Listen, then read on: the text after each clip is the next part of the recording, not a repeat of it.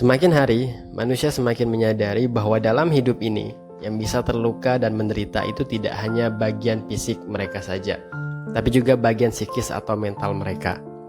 Hari ini, sebagian besar manusia tidak hanya berjuang melawan kanker, diabetes, penyakit jantung, dan penyakit fisik lainnya, tapi juga seringkali mati-matian untuk keluar dari perasaan tidak menyenangkan seperti stres, cemas, kesepian, dan lain-lain.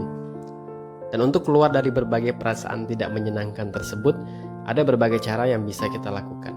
Nah, salah satunya ialah membaca buku yang memang ditulis untuk membantu kita menangani suasana hati yang buruk.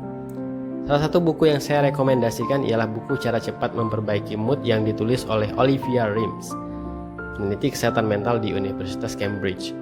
Terjemahannya terbit tahun 2022 ini oleh Gramedia. Bukunya tidak terlalu tebal, hanya sekitar 170-an halaman saja. Nah, buku ini berisi paket strategi berbasis sains untuk mengatasi 10 suasana hati dan pikiran yang buruk yang sering kita alami.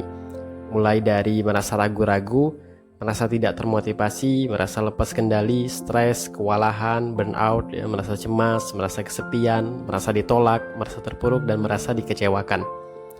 Nah, enaknya baca buku ini, dia lebih tertata rapi karena konsisten, yang mana di setiap bab itu terdiri dari 3 bagian. Bagian pertama itu ada bagian yang diperuntukkan dalam keadaan darurat.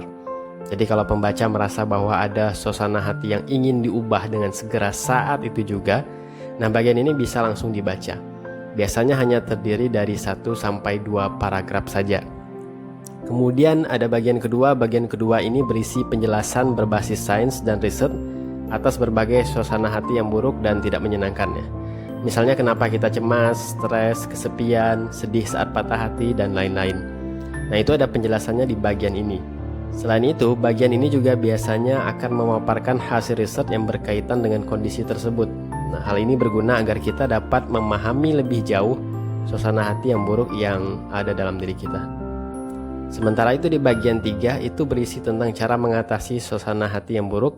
Bedanya dengan yang pertama, kalau yang pertama itu sifatnya strategi darurat yang bisa kita lakukan dengan segera. Nah, kalau yang strategi di bagian 3 ini, dia lebih bersifat jangka panjang. Jadi bisa dibilang pengembangan lebih jauh dari strategi darurat di bagian pertama. Oke, seperti yang saya sampaikan sebelumnya, bahwa buku ini membahas cara mengatasi 10 suasana hati yang buruk. Jadi total babnya itu juga ada 10 bab ya.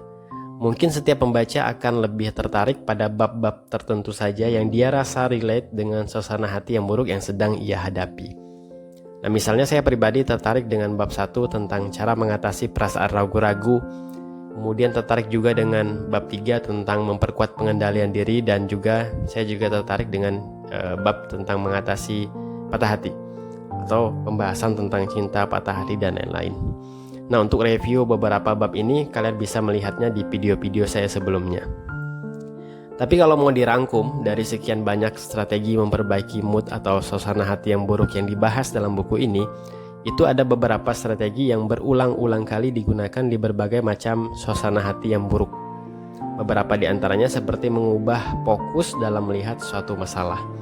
Kenapa? Karena seringkali ketika kita stres, ragu, cemas, merasa kesepian, itu disebabkan cara pandang atau fokus kita yang selalu melihat ke arah yang negatif dari suatu peristiwa atau kejadian.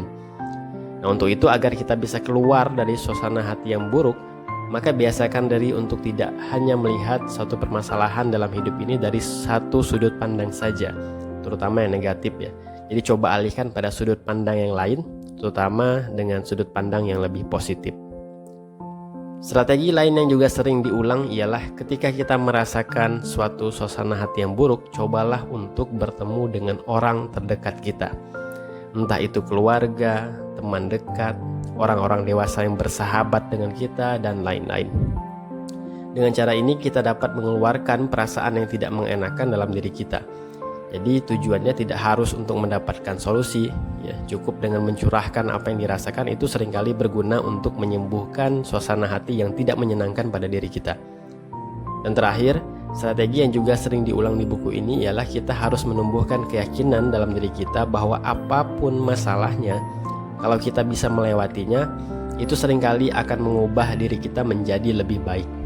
Nah, ini tidak hanya sekadar mitos belaka ya, tapi sudah diteliti bahwa dalam banyak kasus, orang yang berhasil melewati berbagai kesulitan dalam hidup, itu ia akan tumbuh menjadi lebih baik dari sebelumnya. Itu saja pembahasan tentang buku ini. Jadi buku ini direkomendasikan untuk kalian yang saat ini merasa sedang mengalami berbagai suasana hati yang buruk dan ingin mencari buku apa ya kira-kira yang pas untuk mengatasi hal tersebut. Harganya juga cukup murah, di marketplace bahkan ada yang diskon 20%, jadi harganya sekitar 60 ribuan saja setelah dipotong dari harga normalnya 80 ribu.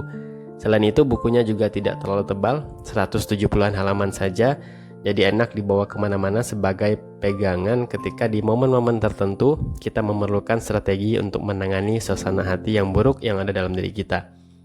Nah, itu saja ngomongin buku di video kali ini. Sampai jumpa lagi di ngomongin buku berikutnya dan terima kasih.